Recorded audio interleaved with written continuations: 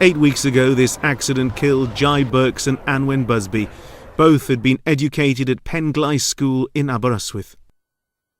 Of all the experiences that a head teacher has to go through, I think attending funerals of pupils with members of staff is probably one of the most harrowing experiences that you can go through.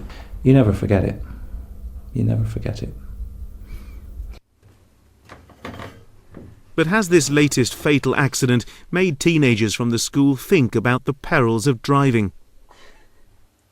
I think it's made everyone in school a bit more careful and not want to show off in their car. I think you shouldn't be allowed more than like two people your own age in the car at the same time, because I know just because peer pressure and stuff, you're like tempted to go faster than you should. Nightly restriction would hit me hard, I think.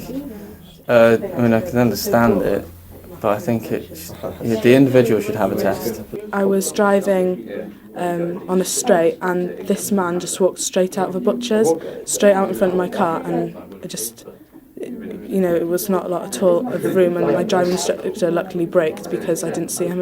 It's made me think, but I still want to get on the road because I know that I'll be paying full attention. I'll do my best to not crash. My own view is that some form of regulation might have to be looked at, whether it be the hours at which young drivers are allowed to drive, whether it be a speed restriction, whether it be the numbers that you can have in a car. But it comes with a sort of warning, really, that if you have those regulations, they have to be enforced. And you already have a police force which is pretty stretched. North Wales has seen more than its fair share of fatal accidents involving teenagers. For these triplets from Bangor, their lives have been changed following the horrific death of their sister. Ellie was bubbly, she was loud, cocky, cheeky all the time. Liked to be the centre of attention a lot because there's three of us just fight for it. People say to you, "Are you a twin?" You still go, "No, triplet." And then when they say, "Oh, where's your sister?" You don't know what to say. You won't tell them because people always treat you differently and like always, "Oh, I'm sorry," and then bring it up and stuff. Ellie died when the car she was travelling in crashed into a tree. Two other teenagers, Clifford Jones and Rebecca Jane Lee, were also killed. Driver Richard Brown was jailed for 10 years for causing death by dangerous driving and driving under the influence of alcohol. He was banned for 12 years. The judge, I remember him saying, "Do you know what you've done?" And he wouldn't speak. He only confirmed his name and that was it. "Do you know what you've done?" He wouldn't speak. And he said, "I want you to look at photo 75, I think it was called, and look at the damage you've done," because we didn't get to see Ellie's body or anything. And that's when we found out that her head and her left arm had been decapitated. In the crash, Brown was found to have consumed almost twice the legal limit of alcohol. Back in South Wales, our guinea pig Michael was shown how this would affect his driving. What the computer's doing is measuring your normal driving ability, okay? Okay. And then that will compare that against your ability to drive under the influence of drug, or alcohol in this case.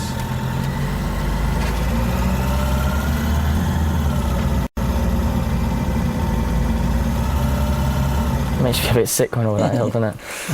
Okay, what the computer now does is we're going to do the same thing, but this time you're twice the legal limit, okay? Okay. Off you go. Just drive up to 30 miles an hour as you would normally do. Tell me what you think. It's a bit pulling me all over the place, really. Don't forget 30 miles an hour we want. Yeah, I know. I will get there eventually. What else is happening to your vision? I don't know, I'm nearly crashing. It's really going tunnel vision. How many pints have I had?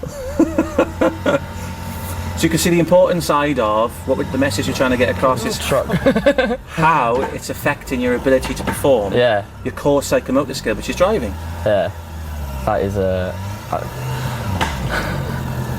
shouldn't be laughing really, should I? It's quite terrifying really. Proposals to introduce graduated driver licensing in the UK were considered by the last government, but rejected, partly because the R-plate scheme in Northern Ireland had no effect on key accident figures. So we went to Belfast to find out how it works.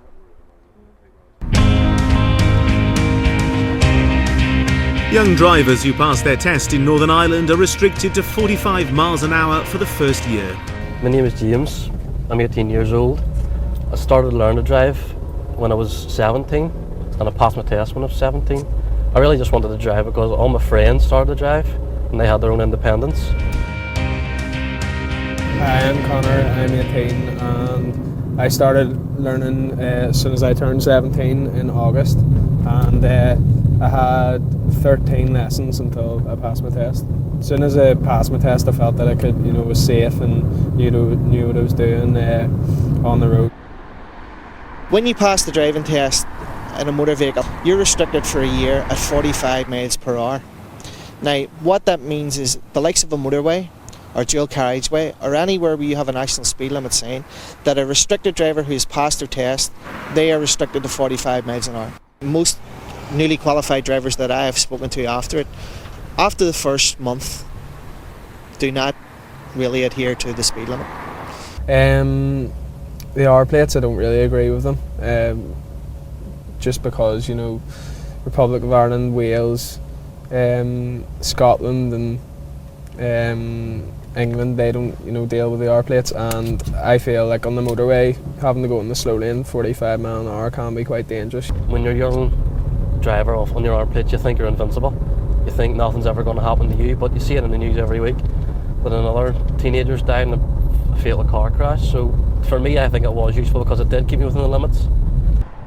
But the R-plate scheme has had little effect on reducing deaths on Northern Ireland's roads, and this month consultation begins in Stormont on introducing a full graduated driver licensing scheme, including a curfew.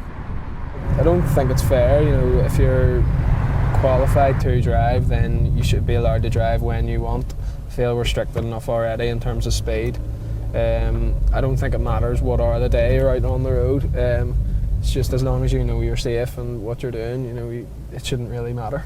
I would never drink any alcohol if I was driving anyway, but driving at night I would often drive home from a girlfriend's house at about 11 or sometimes 12 o'clock at night, so that would affect me in a big way. And also I would pick some of my friends up to go to play football and stuff, and I would have a full car, so if they're restricted to 2 people on the arm plates, I wouldn't like that at all, no. Back in Wales, the Driving Standards Agency has just introduced changes to the driving test. Now shortly I'd like you to drive a short distance independently. I'd like you to follow a series of directions. I'd like to show you this diagram.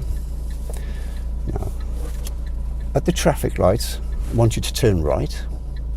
At the next set of traffic lights, turn left.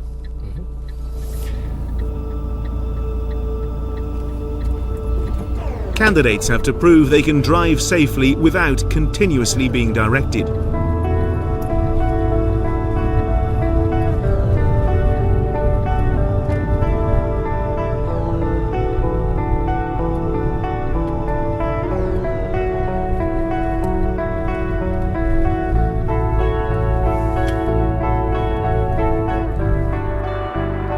There are also a number of voluntary courses, like Pass Plus Cymru, to help new drivers.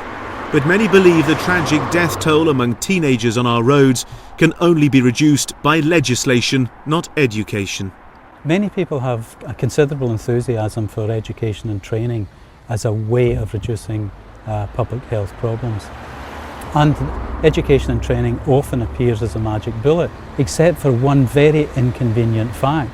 And that is, in large part, it has no significant effect on public health.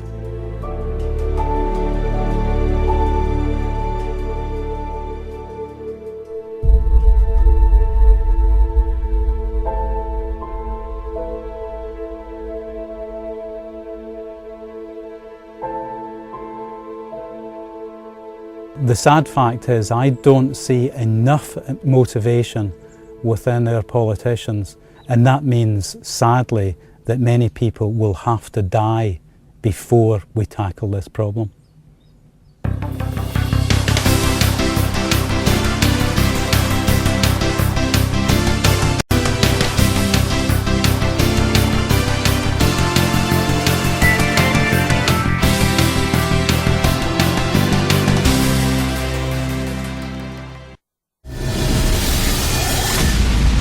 We have 3 days to catch the craze. Why only 3 days? I cannot guarantee your anonymity for longer. You're surrounded by dark forces, gentlemen. I told you this investigation would take you to some dark places. What Jimmy cried to lose is cool. What have they got on you? You brought the craze back to power. Whitechapel concludes Monday at 9 on ITV1 and ITV1 HD. Missed previous episodes, catch up now on ITV Player. In this week's Life Stories, Cheryl Cole talks exclusively for the first time since her divorce. Do you feel like you've been a soap opera character? It's not a soap opera, it's my life. Have you wanted to run away? I've tried. You still love him? There's part of it I'll always love him, of course. It's a big part of my life. How many times have you actually just gone? I'd like to do it to you. Piers Morgan's Life Stories, Saturday at 10, ITV1 and ITV1 HD. The little house has come onto the market. Be wonderful.